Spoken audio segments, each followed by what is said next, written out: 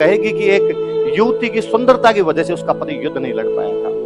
उसे और याद आता है कि मैं उन बूंदी के हाड़ाओं की वो राजकुमारी हूं जिसकी बुआ ने कभी इस वजह से किले के दरवाजे बंद कर दिए। सतरी सेनानी चाही समर सलुम्बर धीस चुड़ामन मेलिसियान ईंधन मेलियोसिस।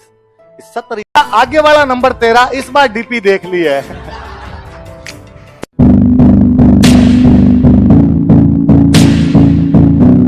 उसने कहा राजकुमारी जब तुम पोस्टर खरीद रही हो तो मेरे पास एक और शानदार पोस्टर है, ये भी ले लो तुम।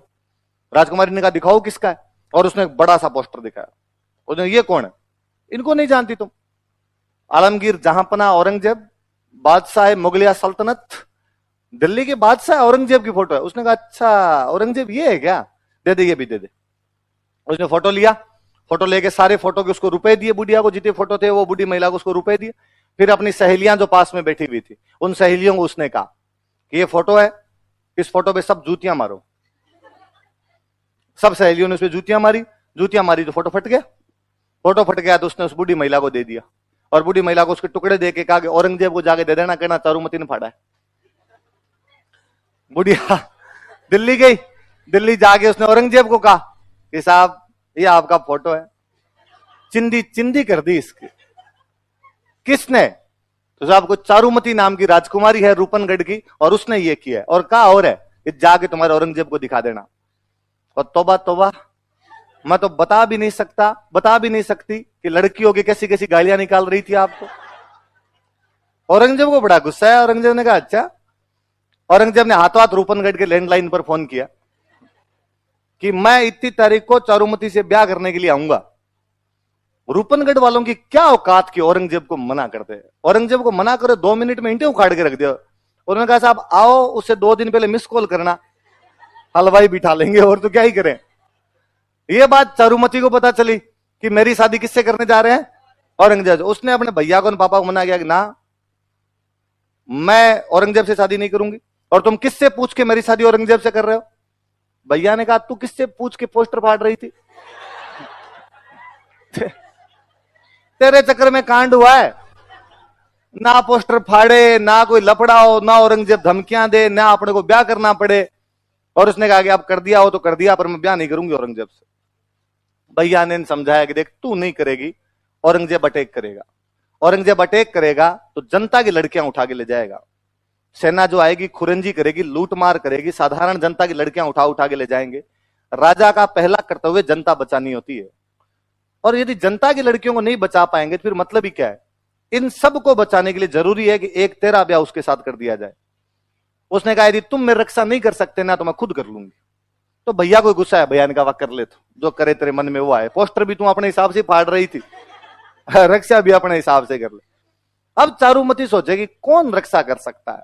तभी चारूमती को याद आया कि राणा राज सिंह ने ऐलान करवा रखा है कि यदि किसी हिंदू राजकुमारी के साथ ऐसा कुछ भी होता है तो एक मैसेज मेरे को कर दिया जाए।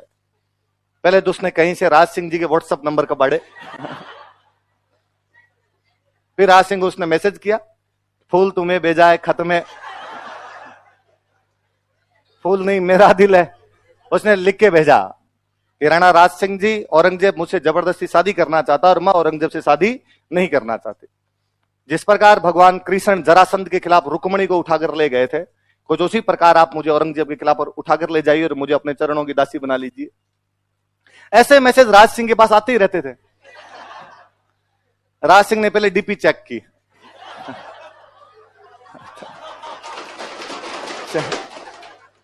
लगा कि ठीक। राज सिंह ने वापस भेजा थम्स अप। राज सिंह ने कहा कि शादी वाला कार्ड भेज दो, चाक भात लगन किस तारीख को है, औरंगजेब की बारात आएगी उससे पहले पहले अपने आ जाएंगे। अब राज सिंह ने औरंगजेब के पास मैसेज किया कि भाई औरंगजेब इधर अपने जाएंगे देख। उससे थोड़े दिन पहले मैंने एक जगह बताई जीलवाड़ा, उस जीलवाड़ा के पास में एक जगह पड़ती है रूपनगर। कौन सी जगह? वहां की राजकुमारी थी चंचल कुमारी।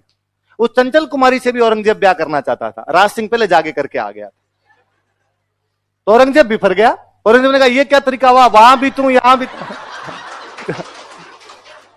भाई भाई को मिल बांट के करते हैं। राज सिंह ने कहा आगे वाला नंबर 13 इस बार डीपी देख ली है।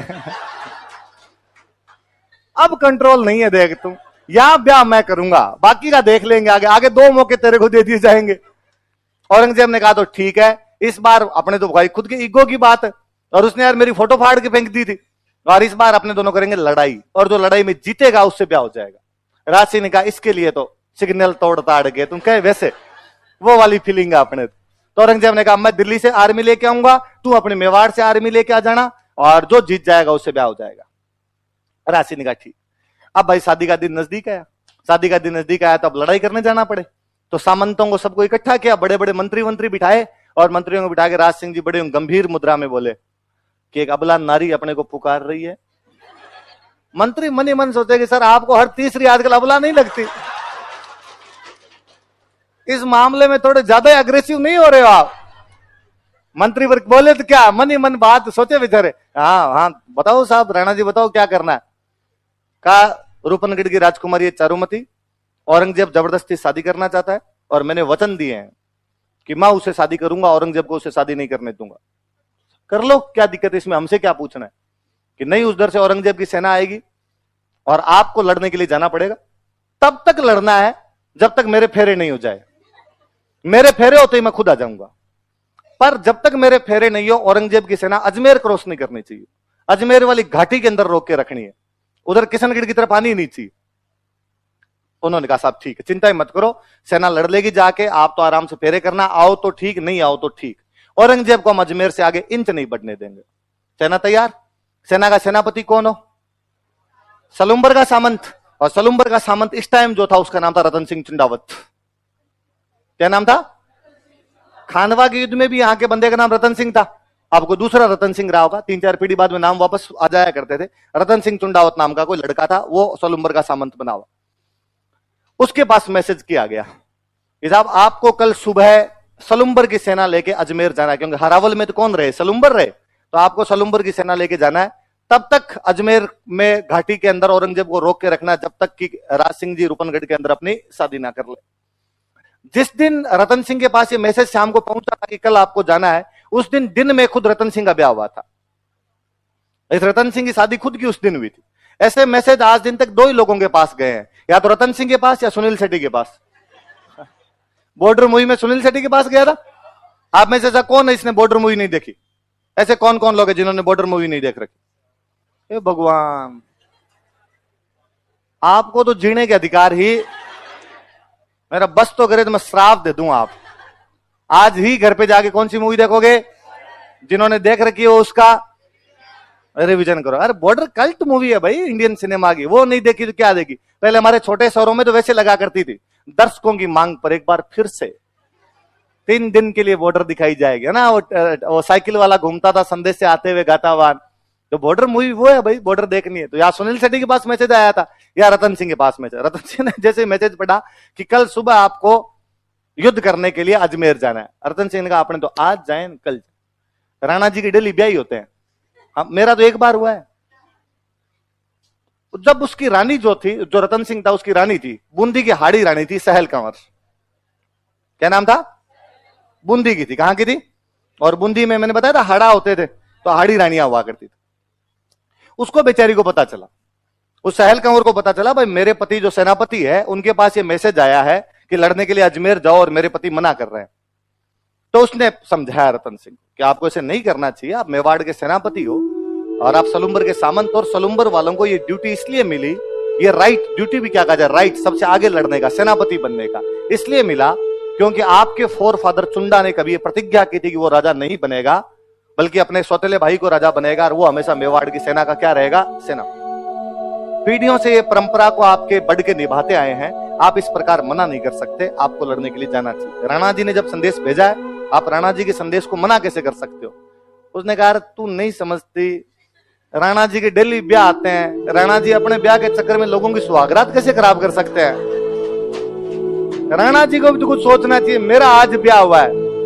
पर उस बेचारे ने खूब समझाया उनको और उसको कहा कि भाई यदि तुम नहीं जाओगे तो तुमसे सेनापति का अधिकार छीन लिया जाएगा। तुम्हारी जो आने वाली पीढ़ियां होगी वो इस बात पर थू थू करेगी कि हमारा एक दादा परदादा इतना निबड़ा निकल गया था कि युद्ध लड़ने के लिए नहीं गया लुगाई के चक्कर में, इस चक्कर में हमसे जो सेनापति का अधिकार था वो छीन लिया। उसने मोटिवेट किया तो रतन सिंह ने कहा भाई ठीक, मैं चला जाऊं। दूसरे दिन सुबह सुबह घोड़े वोड़े तैयार किए, सेना वेना तैयार की, घोड़े लेके रतन सिंह जी जा रहे, बैकग्राउंड में वापस म्यूजिक चले, जाते हुए लम्हों जरा ठहरो। जैसे ही उस हाड़ी रानी वाले महल के पास आए तो रतन सिंह जी का घोड़ा अपने आप ही रुक गया। और रतन सिंह जी ने ऊपर देखा तो रानी झरोखों में खड़ी खड़ी देख रही। और रतन सिंह जी ने अपने पास में कोई सोल्जर खड़ा था, उसको कहा ऊपर जा, और ऊपर जाके रानी को कहे कि मेरे लिए कोई निशानी भेज दे। क्या भेज दे? अंगूठी वंगूठी कुछ ही भेज दे। उसको लगा कि यार कोई चूड़ी अंगूठी कुछ भेज देगी, टाइम पास करेंगे यार थोड़ी देर। कैसे रहा जाए, नया नया ब्याह हो रखा आदमी। वो सैनिक गया और उस सैनिक ने जाकर कहा भाई रानी साहब, रतन सिंह जी नीचे खड़े हैं और आपकी कोई ना कोई निशानी मंगा रहे। हम पढ़ते हैं कि जिस प्रकार हनुमान जी जब मां सीता से मिलने के लिए गए थे तो मां सीता ने भगवान राम के लिए कंगन भेज दिए थे। क्या भेजे थे? तो सिपाही को लगा गया ऐसे ये भी कोई भाई छोटी मोटी निशानी दे देंगे अपने। वो राजकुमारी सोचती है, वो रानी सहल कंवर सोचती है कि जो आदमी युद्ध में जाने से आनाकानी कर रहा है, इस बात की क्या गारंटी है कि वहां पे लड़ लेगा। और यदि वहां पे ना लड़ पाया और वापस आ गया तो आने वाली पीढ़ियां इस बात के लिए मुझे धिक्कारेगी और कहेगी कि एक युवती की सुंदरता की वजह से उसका पति युद्ध नहीं लड़ पाया था। उसे और याद आता है कि मैं उन बूंदी के हाड़ाओं की वो राजकुमारी हूं जिसकी बुआ ने कभी इस वजह से किले के दरवाजे बंद कर दिए थे कि मेरे फूफा एक युद्ध में हार कर वापस आ गए थे। इसकी रियल बुआ थी जोधपुर में जसवंत सिंह की रानी थी। और राजा जसवंत सिंह जब युद्ध हार कर वापस आया था तो उसने कहा था ऐसे बेलखना पति हो इससे तो अच्छा नहीं हो, और मैं इसको पति मानती हूँ। कहा एक तरफ मेरी बुआ जो हार के आने पे बंद कर दे दरवाजे, पति को मानने से मना कर दे, एक तरफ मैं जिसका पति युद्ध करने से ही मना कर रहा है। मुझे लगा इस जीवन का क्या मतलब। यदि सुंदरता की वजह से, मेरे इस जीवन की वजह से मेरा पति युद्ध नहीं कर पा रहा तो मर जाना बेहतर होगा ना ज्यादा। वो लड़की अपना सिर काट के दे देती है। क्या काट के देती है? हम आज दिन तक गाते हैं चुंडावत मांगी सेनानी, सिर काट दे दियो सतरानी। इस चुंडावत ने उस दिन निशानी मांगी थी और सतरानी ने क्या काट कर दे दिया था अपना। और कोई एक कवि का अच्छा दुआ के सतरी सेनानी चाहिए समर सलुम्बर धीस, चुड़ामन मेली सियान ईंधन मेल्योसीस।